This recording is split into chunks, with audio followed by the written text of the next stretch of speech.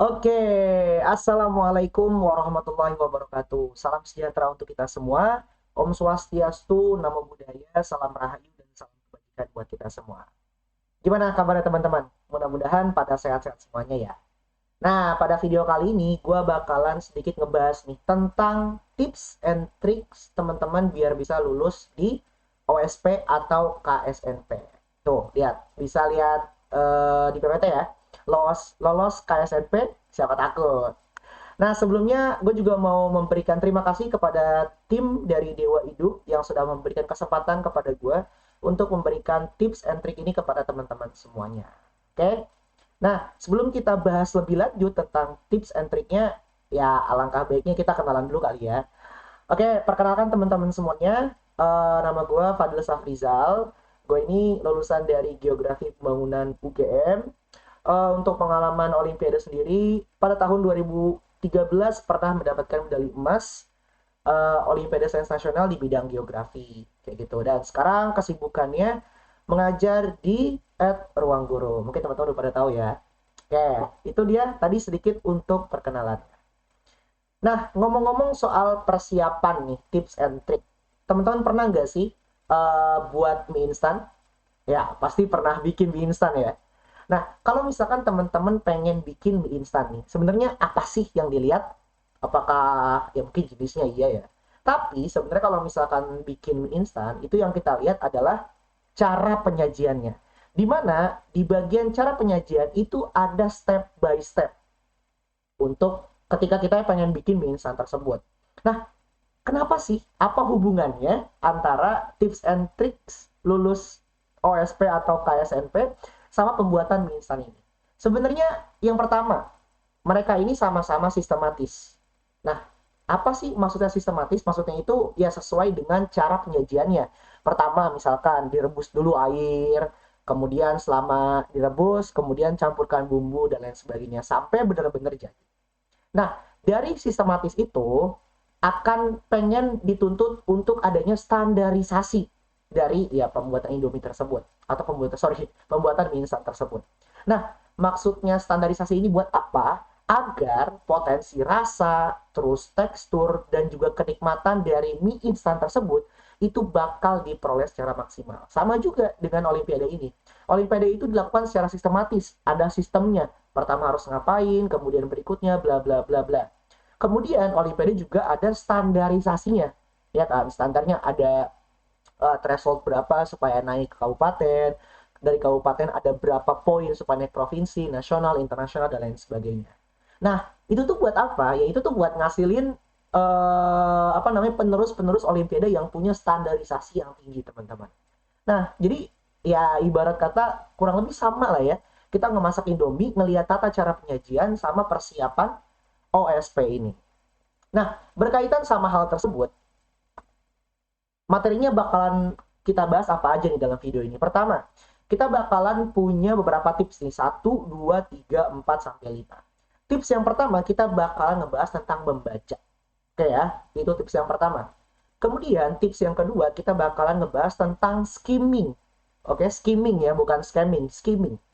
Kemudian tips yang ketiga kita bakalan ngebahas tentang menghitung. Lalu yang keempat menulis. Dan yang kelima adalah recheck. Cek kembali. Nanti berikut juga teman-teman bisa Q&A untuk ditanyakan ke aku sendiri bisa, ke gua atau ke tim dari Dewa Edu tersebut. Oke, kita mulai dari tips yang pertama dulu nih. Ya, sebelum kita masuk, ada sebuah pepatah nih, di mana menyebutkan untuk menang, kita ini perlu mengetahui medan. Iya dong, masa iya kita ujuk-ujuk datang perang tapi nggak tahu medannya kayak gimana, musuh seperti apa, dan lain sebagainya. Nah, kalau misalnya kita udah tahu medan, seenggaknya kita punya persiapan untuk menghadapi pertempuran tersebut. Oke, itu sedikit quotes dari unknown ya, kita nggak tahu siapa sebenarnya. Oke, kita mulai dari tips yang pertama dulu nih. Baca petunjuk pengerjaan. Sebenarnya ini adalah tips yang paling fundamental, yang paling dasar teman-teman harus miliki dan teman-teman harus lakuin. Nah, pembahasan yang lebih intinya adalah bacalah petunjuk pengerjaan dengan teliti. Di sini aku punya sedikit, aku apa gue ya udahlah. Gue punya sedikit contoh tentang petunjuk pengerjaan dari KSNP Kebumian pada tahun 2019. Di sini teman-teman bisa ngelihat ada istilah nama, nomor registrasi, asal sekolah, kelas, bla bla bla. Kemudian ada juga jumlah soal, kemudian juga waktu pengerjaan soal, tata cara ngerjainnya, poin-poinnya, dan lain sebagainya. Sampai peraturan-peraturan yang perlu teman-teman lakuin. Nah, sebenarnya ini fungsinya buat apa, Kak Fadil? Sebenarnya ini tuh informasi umum sebenarnya dasar banget, tapi penting untuk teman-teman baca terlebih dahulu. Teman-teman sebelum ngerjain itu kudu baca dulu petunjuknya, biar nggak sesat di jalan. Kalau misalnya kita udah baca petunjuk, minimal kita tahu nih harus ngapain, ngejawabnya seperti apa. Nah, dari petunjuk ini kita juga bakalan bisa menyusun kita juga bisa menyusun strategi, teman-teman. Maksudnya dari petunjuk ini kan ketahuan tuh, kayak yang jawabnya seperti apa, waktunya berapa, kemudian juga poin-poin soalnya seperti apa, benar berapa, salah berapa, kosong berapa. Nah, dari situ kita bisa menyusun strategi untuk menjawab soal di tips kedua. Dan si bagian petunjuk ini juga termasuk ke dalam rule of game. Maksudnya apa sih, Kak? Ya maksudnya setiap permainan itu kan pasti punya aturan-aturan tersendiri. Sama juga dengan pengerjaan dari soal-soal olimpiade. Pasti juga dia ini punya rules-nya, punya petunjuknya, punya aturannya, sehingga teman-teman ini nggak melewati rule tersebut. Kayak gitu. Ini tips yang pertama, tips yang paling penting harus teman-teman lakuin pertama kali ya, yaitu baca petunjuk pengerjaan dengan teliti. Terutama di bagian waktu, dan yang kedua di bagian poin-poin jawaban. Contoh, kalau misalkan di petunjuk soal KSNP Kebumian tahun 2019 ini, itu dibilang bahwa waktu mengerjakan tes totalnya itu 2 jam 30 menit tanpa istirahat. Oke, ingat ya, berarti teman-teman nggak boleh keluar tuh berarti. Kemudian pilihan ganda ini terdiri dari 1 jam 30 menit dan esai 1 jam. Kemudian kita lihat juga bisa ngelihat poin benernya kayak gimana.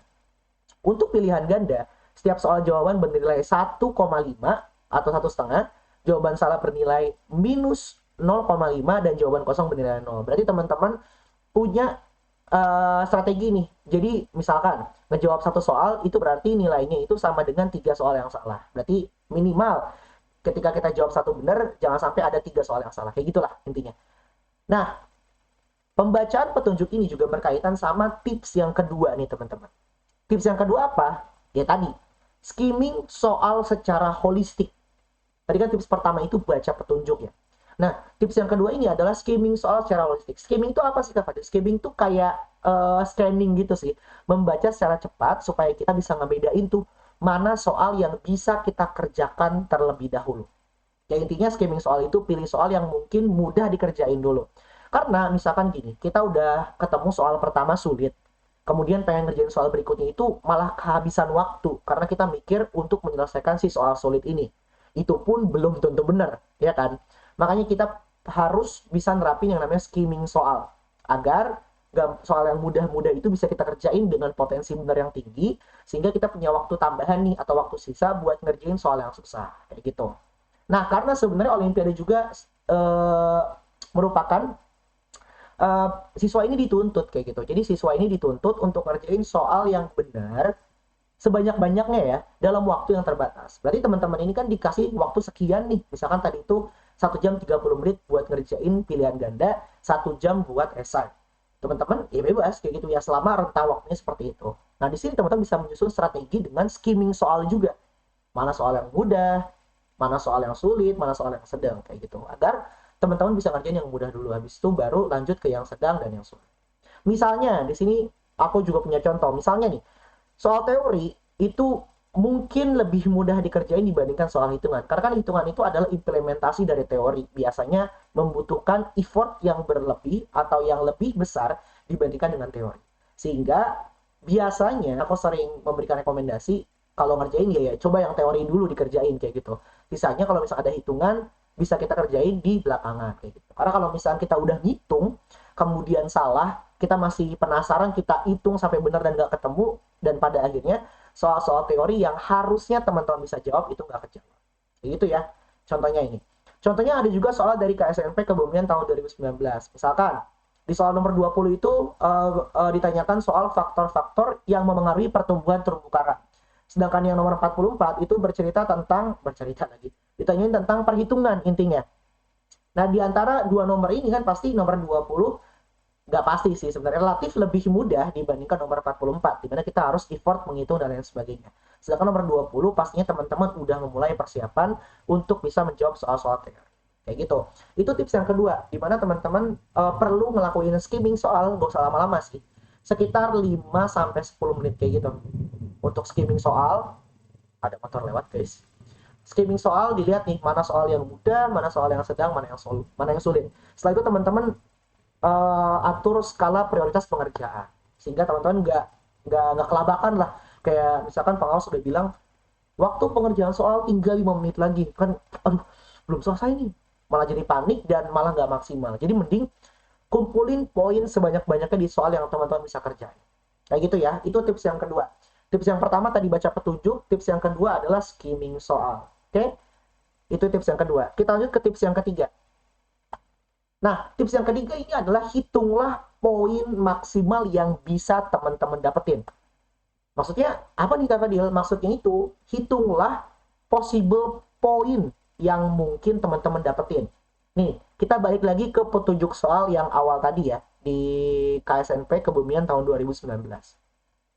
Di poin nomor 6, teman-teman bisa lihat nih, untuk pilihan ganda, setiap soal benar bernilai 1,5, jawaban salah minus 0,5, sedangkan jawaban kosong bernilai 0 poin. Oke, ini kita kasih pengandaian deh ya, dimana teman-teman ini bisa menghitung poin maksimal dengan jawaban yang teman-teman ini pede. Ya maksudnya teman-teman, oh yakin jawabannya pasti ini. Nah, terus gimana Kak kalau misalkan ada soal-soal yang jawabannya kita nggak yakin? Nah, itu perlu teman-teman catat. Nomor-nomor yang ragu teman-teman jawab sebagai asumsi kesalahan. Jadi misalkan dari berapa soal nih? Dari 50 soal ya pilihan ganda, teman-teman itu yakin jawab 35, itu yakin 100%. Sedangkan 15 soalnya lagi teman-teman nggak terlalu yakin, ragu-ragu, bahkan mungkin ya udahlah ya yang 15 itu. Nah, dari 35 ini teman-teman bisa hitung. Nah, contoh misalkan aku punya contoh hitungan. Misalkan ada 50 pilihan ganda, teman-teman. Di mana 50 pilihan ganda kan kalau misalnya kita kali 1,5 itu kan poin totalnya adalah 75 poin. Nah, misalkan dari 50 PG itu teman-teman ragu 12 nomor nih. Kayak gitu. Nah, berarti teman-teman kan yang bisa jawab itu berarti 38. Nah, berarti kemungkinan poin maksimal yang bisa didapatin itu adalah lebih dari sama dengan 57 poin. Kayak gitu. Itu contoh hitungan aja sih. Kalau misalnya lagunya 12, berarti kan ya 38 dikali 1,5. Kayak gitu. Itu sekitar di atas itulah. Kayak gitu. Nah, kalau misalkan esai gimana? Esainya kan total 25 poin ya, kayak gitu. Karena 75 sama 25 kayak gitu ya, jadi 100. Nah, esainya ini ada di tips berikutnya. Cuma yang aku pengen tekenin dari tips yang ketiga ini adalah teman-teman ini bisa menghitung kayak gitu. Jadi selama ngerjain, tandain tuh nomor-nomor yang sekiranya teman-teman ragu. Yang kayak tadi. Misalkan yang gampang deh.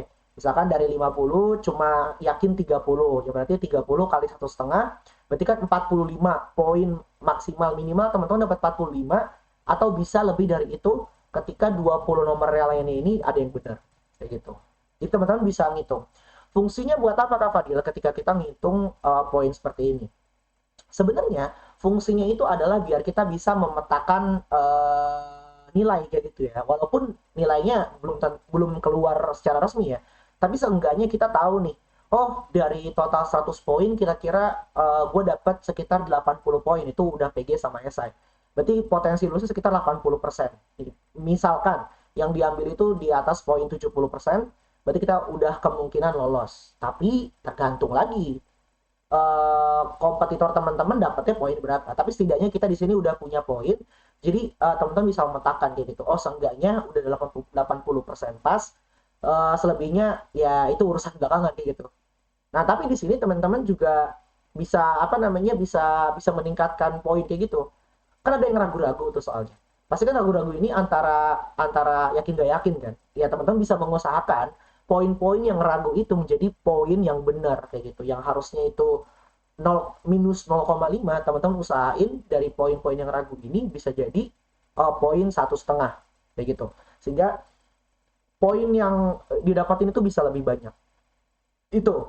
Jadi kita bisa ngitung poin yang kita dapatkan atau yang bakalan kita peroleh dengan kita nyatat mana nomor yang bisa kita jawab, mana yang ragu-ragu kita jawab. Begitu ya. Itu tips yang ketiga. Kemudian tips yang keempat adalah menulis dengan baik dan benar. Kenapa sih ada menulis, Kak? Ya karena di OSP atau di KSNP itu biasanya ada sebagian soal esai. Jadi yang tadi kalau konfigurasinya itu di Kebumian tahun 2019 itu ada 50 pilihan ganda dan 5 esai. Nah, tips yang keempat ini perlu teman-teman perhatiin untuk bisa mengoptimalkan poin 25 poin terakhir tuh. Misalkan 50 PG itu kan poinnya 75 maksimal tuh. Nah, sedangkan 25 poin berikutnya teman-teman ini harus mendapatkan dari menulis esai atau menjawab pertanyaan dengan tulisan. Kayak gitu. Nah, tipsnya kayak gimana Kak Fadil? Nah, yang pertama, teman-teman itu harus menulis dengan jelas, minimal bisa dibaca. Aku nggak bilang teman-teman harus nulis secara bagus ya. Ya bagus kan sebenarnya relatif, ada yang bagus, ada yang jelek. Cuma teman-teman ini dituntut untuk menulis yang jelas atau minimal bisa dibaca lah sama juri. Apalagi modelannya jurinya itu sudah berumur kayak bapak-bapak dosen dan lain sebagainya. Pasti kan apa namanya nggak enak ya ngelihat kayak tulisannya nggak bisa dibaca nih, nggak bisa dibaca dengan jelas. Itu pasti udah nilai minus lah. Kemudian yang kedua, teman-teman itu menggunakan bahasa Indonesia yang baik dan juga benar dalam menulis esainya. Kemudian yang ketiga, gunakan ruang jawaban seoptimal mungkin. Misalkan teman-teman ditanya A, ketika ditanya A, jangan jawabnya Z dulu, Z, X, la, habis itu K, nggak usah. Kalau misalnya ditanya A, langsung jawabnya A juga. Simple, clear, and focus. Kayak gitu. Jadi untuk menjawab soal esai itu nggak usah muter-muter. Ditanya sebuah proses, udah fokus sama prosesnya. Ditanya latar belakang, bahas latar belakangnya. Ditanya dampak, bahas dampaknya. Nggak usah muter-muter. Karena space-nya itu bakal terbatas, dan teman-teman ini dituntut untuk memanajemen ruang tersebut untuk menjawab sebaik mungkin. Dan yang keempat, teman-teman juga harus mengetahui kalau misalkan dalam pengerjaan esai ini itu ada yang namanya marking sim. Marking sim itu apa Kak Fadil? Marking sim itu berisikan tentang poin-poin jawaban. Misalkan, jelaskan tentang proses A. Misalkan ya pasti ada 1, 2, 3, 4, 5 sampai proses tersebut selesai.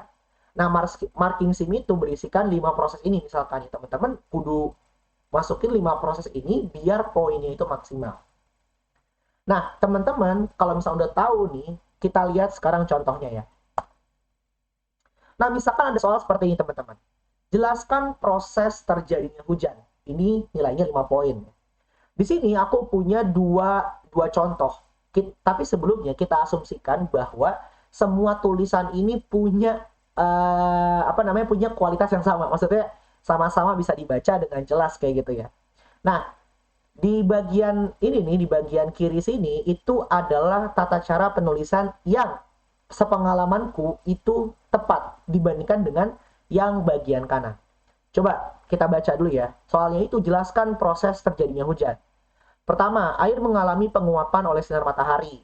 Kemudian, uap air naik terus ke atas dan mengalami kondensasi dan membentuk awan. Awan mengalami perkembangan tertransportasi ke wilayah tekanan rendah. Selama perjalanan, awan menangkap banyak uap air dan menjadi jenuh. Dan awan jenuh menjatuhkan tetes airnya dalam bentuk hujan di wilayah tekanan rendah. Nah, di situ semua poin-poin yang simple, clear, and focus ini udah terpenuhi. Dan teman-teman itu memberikan kata kunci yang membuat marking sim-nya itu terpenuhi. Poin-poin maksimal yang bisa teman-teman dapetin. Yang pertama penguapan, terus kondensasi, tertransportasi, jenuh, baru hujan. Kayak gitu. Yang bagian kanan, yang bagian kiri, ini lebih mudah dibaca dibandingkan teman-teman ngelihat bagian yang kanan ini. Sebenarnya poinnya sama. Kayak gitu, hujan terjadi dari proses penguapan, evaporasi, bla bla bla bla, sampai terjadinya hujan. Nah, tapi di bagian yang kanan ini, itu mungkin mendapatkan poin yang kecil. Karena yang pertama, itu dia bentuknya paragraf. Bentuk paragraf yang panjang terutama itu akan menyulitkan korektor untuk mengoreksi jawaban teman-teman. Karena kan yang pasti jawabannya banyak banget nih. Pasti kan koreksinya juga harus ngelihat gitu ya, ngebaca pastinya. Nah, agar memudahkan korektor untuk membaca, makanya teman-teman mending membuat poin-poin seperti ini. Di mana di beberapa kata kuncinya itu dikasih penekanan, emphasizing. entah mau teman-teman garis warna biru atau ditebelin dan lain sebagainya. Nah, sedangkan yang bagian kanan ini, yang pertama bentuknya itu paragraf, agak sulit untuk dicerna karena kan bentuknya paragraf. Kemudian yang kedua, ada beberapa kata yang tidak menggunakan bahasa Indonesia yang baik, yang benar. Misalkan kayak terus ketemu terus lagi. Kemudian ngebentuk, harusnya kan membentuk ya. Kemudian pas dalam perjalanan.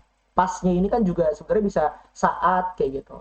Nah, hal ini yang mungkin mengurangi poin yang harusnya teman-teman bisa dapat 5 poin, itu malah dapat 3, malah dapat 2, nggak maksimal.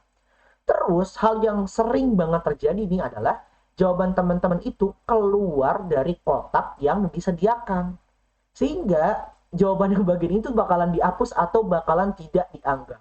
Itu bakalan ngurangin banget poin kalian, bahkan jawaban kalian nggak bakal benar. Karena yang bagian sini nih, yang di luar kotak ini bakalan dihapus atau dianggap tidak ada. Kayak gitu. Itu yang sering banget kejadian, kotaknya segimana, jawaban temen terlalu banyak. Ingat, simple, clear, and fokus dalam menjawab jawaban esai. Kayak gitu.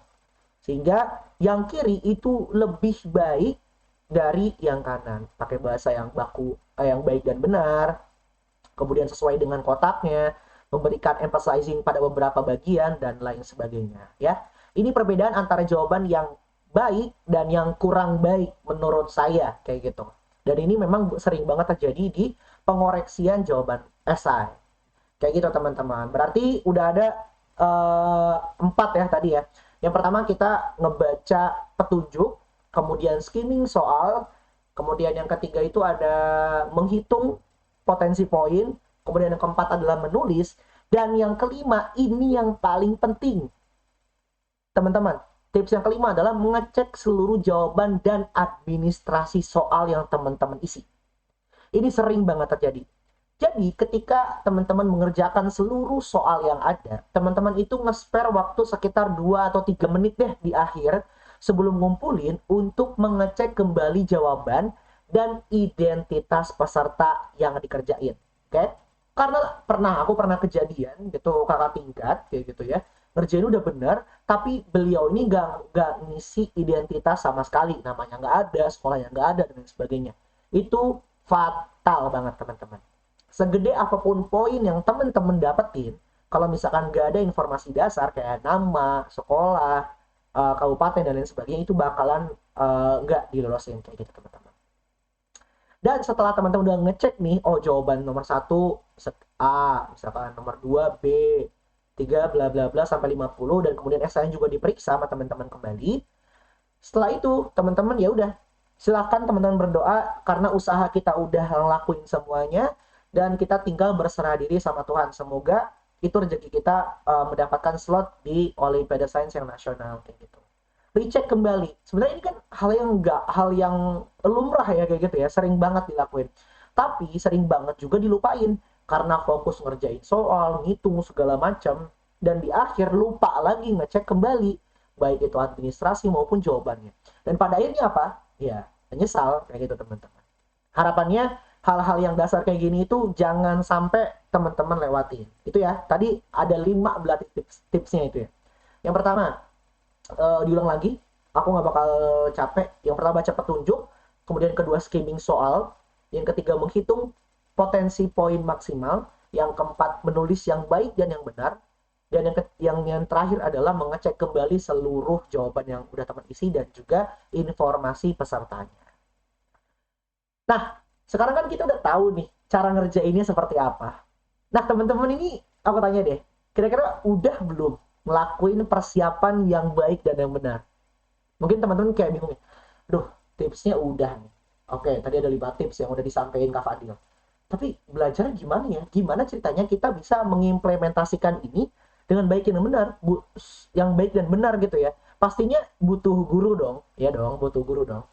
Nah, kebutuhan teman-teman ini bisa dijawab sama tim dari Dewa Edu teman-teman, di mana dari tim Dewa Edu ini akan melaksanakan pelatihan persiapan OSN tingkat provinsi pada tahun 2023 yang bakalan diselenggarain pada tanggal 29 Mei sampai 2 Juni 2023. Teman-teman bisa lihat banyak banget benefitnya, dari sertifikat, kemudian ada rekaman juga, kemudian juga waktu yang panjang buat belajar, materi, dan juga tutor yang berpengalaman. Ini yang paling penting. Karena gimana ya, kalau misalnya teman-teman udah mempersiapkan segala macam, tapi tidak memiliki tutor atau mentor yang punya pengalaman yang baik, pastinya akan percuma juga.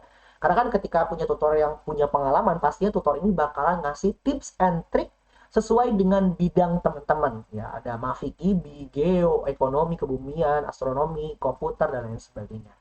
Kayak gitu. Nah, teman-teman juga bisa, untuk informasi lebih lanjut, teman-teman juga bisa menghubungi nomor yang ada di bawah. Dan ini yang paling penting nih, ada diskon teman-teman. Dari harga 1.500.000 itu cuma setengahnya aja, cuma 750.000. Dan teman-teman juga bisa ngelihat alur pendaftarannya. Teman-teman bisa mengontak dari tim Dewa Edu, kemudian mengisi forum, dan nanti bakalan dihubungi lebih lanjut kayak gitu.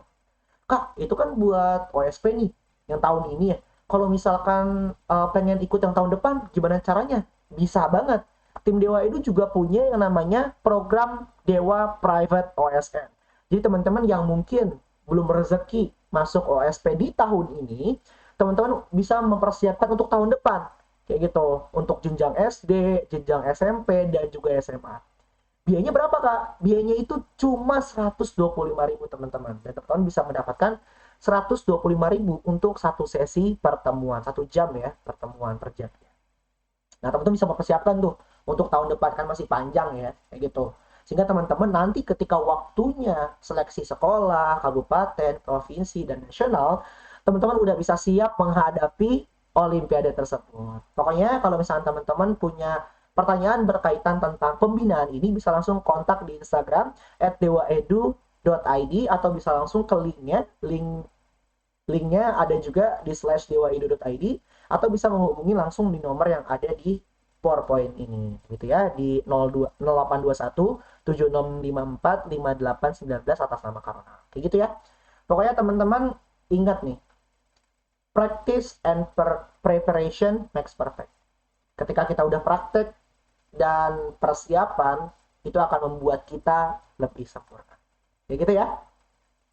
Oke, teman-teman, thank you banget udah mau ngedengerin dan nonton video ini. Kayak gitu ya, itulah sedikit tips and trick agar teman-teman semoga bisa lolos pengerjaan, baik persiapan maupun pengerjaan OSP di tahun 2023. Nah, kalau misalnya ada pertanyaan apapun berkaitan tentang tips and trick ini, ataupun tadi tuh berkaitan dengan pembinaan, teman-teman bisa langsung catch us di @dewaedu.id. Kayak gitu teman-teman. Oke? Kalau misalkan ada pertanyaan, silakan ditanyakan langsung ke Instagram Dewa Edu ya. Dan itu aja, sekian dari aku untuk video ini. Mohon maaf bila ada kata-kata yang salah. Wassalamualaikum warahmatullahi wabarakatuh. Sampai ketemu di video berikutnya.